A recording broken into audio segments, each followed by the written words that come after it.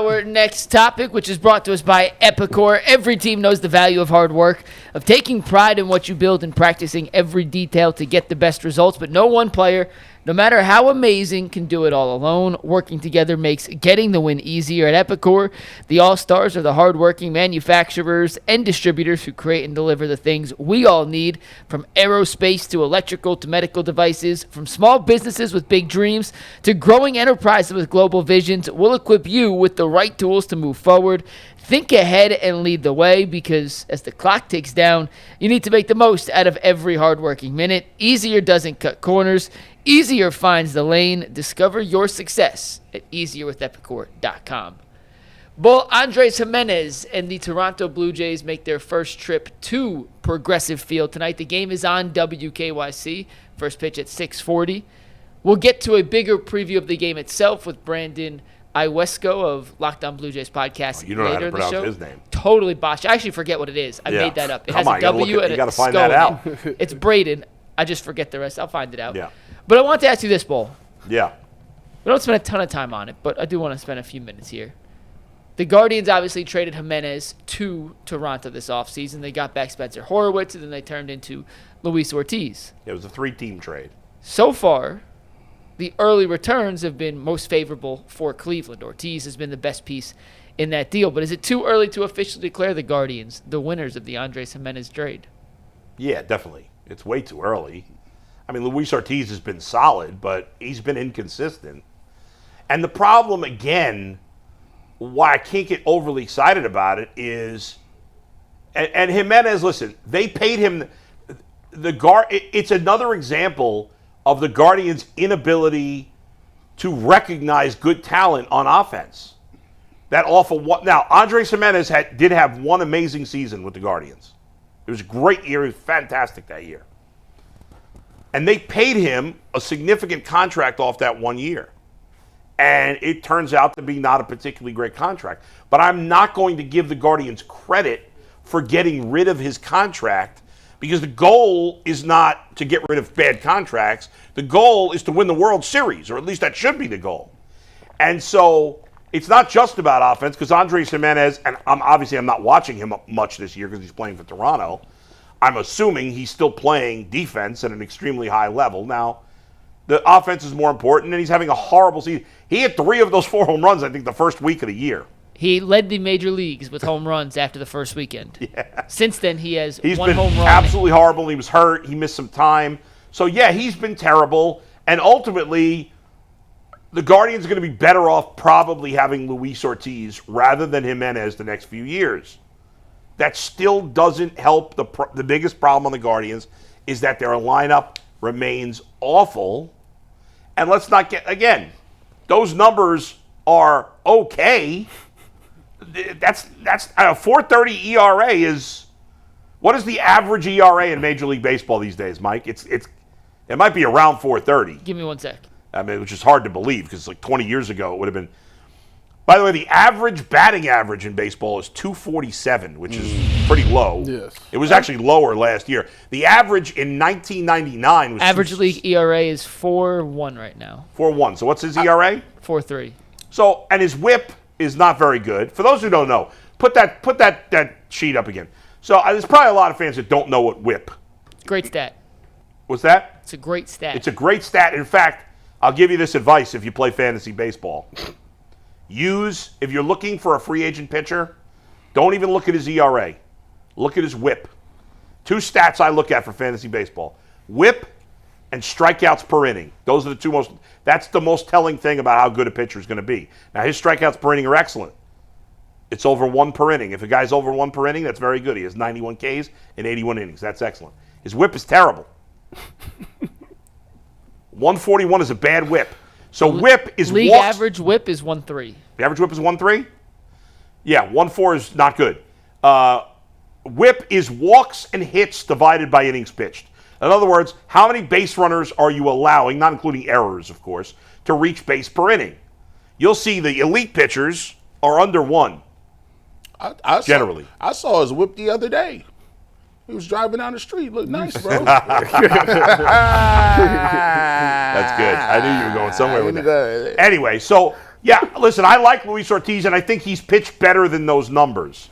But, again, those trades for Ortiz, who I think is going to settle in to be a nice fourth starter for the Guardians, Ciccone, who will settle in to be a nice third starter for the Guardians. Good additions. Those were good additions by the Guardians. I'm not going to rip them for getting two players that I like. Adequate. But in the end, their lineup is terrible. So beyond terrible. Could you say? Let me ask you. Yeah. In Major League Baseball, there's two different trains of thought. There are hitters will be hitters, and they just gonna be hitters. Like, okay, Jose Ramirez, he's a hitter.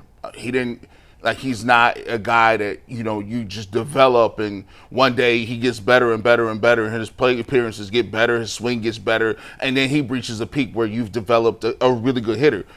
Some people just come out and they can just hit and it just is what it is. For the Guardians, do you believe that Gimenez or a lot of these other people could have some baseline talent?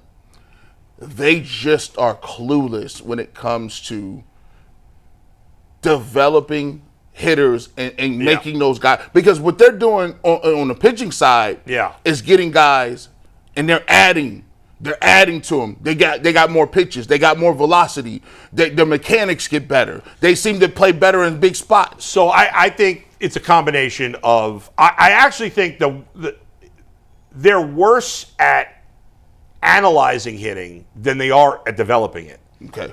Whoever is ultimately their decision maker on bringing in hitters to the organization, that person's no good. Because I think for the most part, like Andres Gimenez, I never thought he was going to be a great hitter, and he had that one season, and I was like, okay, well, maybe I'm wrong. Baseball's a weird game. You know this. You played. In football and basketball, except for injuries, when a player has a great year, they usually stay great, unless there's injuries, right? Yeah. Or they, or they get old. Or you get old. How often do you see a player in the NBA? I'm sorry, in the NBA, in the NBA or the NFL, where they're elite, or not even elite, very good player, prime of their career, completely healthy, and all of a sudden they stink the next year? It doesn't happen that often. No. It's uncommon in those sports. Not that it never happens, but it's not common. Yeah. In baseball, it happens all the time. And you sometimes you're like, what happened? A guy will just have a year.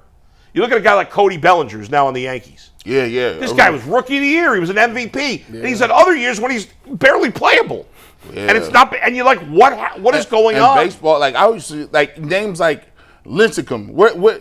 He was like went off a cliff. He was the Barry greatest. Zito off a cliff. Wow, you see that? This guy was great in Oakland. He signed a free agent contract with the Giants. Couldn't pitch. Could not throw the ball. Javi Baez, although he's bounced. Baez, great on the Cubs. Signed with the Tigers. Horrible. This year he's bouncing back. Well, Soriano didn't get trashed, but he did. No, he did. He was a little older, but Alfonso.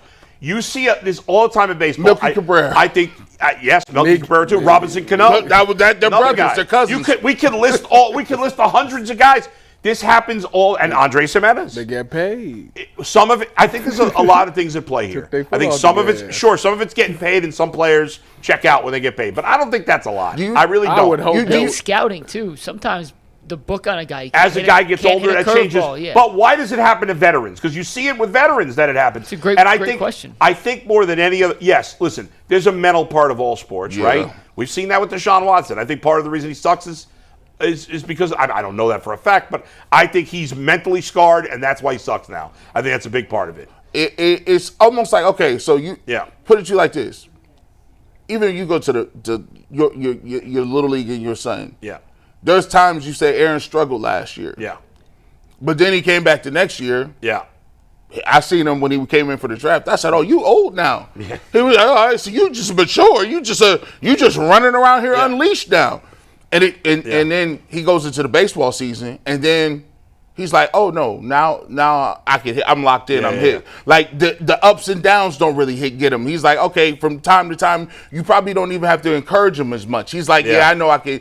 Baseball is a mental thing. It's funny with him. Real quick before we get, I noticed that like a lot of the other good so there's some kids that play travel, don't play little league, and they come to the field and And now those kids are like all interested in talking to him. You're right.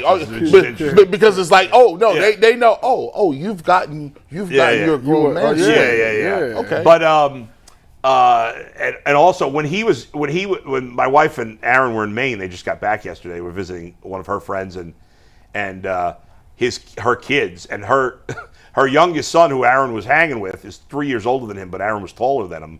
But they were staying at an Airbnb, and the woman who owned the Airbnb thought Aaron was going on a college visit, which I was like, that's a little crazy. And He don't Aaron look that looks old. He doesn't look. He's He not like don't look that He doesn't old. look like AJ. But like he could pass for 15. Oh, absolutely. If you didn't know him and I told you he was 15, he could pass. But I think some of it would be. I mean, think about baseball, right? Think about in the NBA. All right, like there's just you have so much more success in the NBA and the NFL. Yeah. There's nothing in my opinion, in sports harder to do than hit a baseball. There's nothing. You have milliseconds, literally milliseconds, to decide if you're going to swing or not. I've been diving into this. I've been looking at it like through the scientific stuff, and you're right. Like you're trying to hit a round ball with a round bat. Yeah, and there's this. You could be this much off of it. Right. And you swing and miss. That's it. It's also coming 100 miles an hour with 20 inches of movement. I got something harder than that. Yeah. That's crazy, though. What? That was definitely crazy. That was wild. More I got difficult. something harder than that. I got something more difficult than that. That's crazy. Because that denotes you was. Ty, what's more difficult for a move on? Other than saying the sentence without laughing. Yeah, what is more difficult than Fly that? zoning and KOR. What? I don't even know if you what language you're speaking. Oh, excuse me. Blocking somebody on kickoff return. I thought you said the old. Oh, yeah. Well, you think that's harder than hitting a baseball? That's the hardest thing in football. I don't care what nobody says. Let me tell you something. Here's the funny thing, right? In baseball is the only sport. Well, maybe hockey. It's a little different. It's hard. Of the three main sports, baseball is the only sport where the best players fail more often than they succeed. That's not the case in basketball. You know how many it's not the case people in football. fail in KOR? Blocking a fourth-string linebacker? I'm talking about superstars. But you know what I mean? And Well, by they the don't way, do it. So. And by the way, you got to play the field. Yeah. Fielding, people tracking a baseball in a major league ballpark in the middle of the, like you have to judge where the ball is hit. Yeah. You have to judge the angle, your pursuit. Should I go in? Should I come back? What are we doing here? Like it's Those just, guys make it look so routine, right. too. Like You know how hard it is to stand on a baseball field? I've done this in minor league fields, not on a major league field. But do you know how hard it is to stand on a baseball field, a big field with lights and thousands of people, and just catch a routine fly ball? It's not easy for a regular person. even if you got to move. And these guys are getting on their horse. Going to get the ball in the gap. It's just and the eye and the coordination and some of the unwritten stuff that you do with your body. And the mental dealings of crazy. I'm going to fail so many more times than I'm going to succeed. Yeah. That's hard to deal with, I think, if you're a professional athlete. Boy, I just looked real quick because I was curious. Yeah. The top hockey scorers, what their shooting percentage is. Yeah. The best in the league last year among like high volume scorers was Leon Draisaitl of Edmonton, led the league in goals. He had a 21.7% shooting success rate. Right. Which even is lower than here's most baseball Here's a players, big difference, though.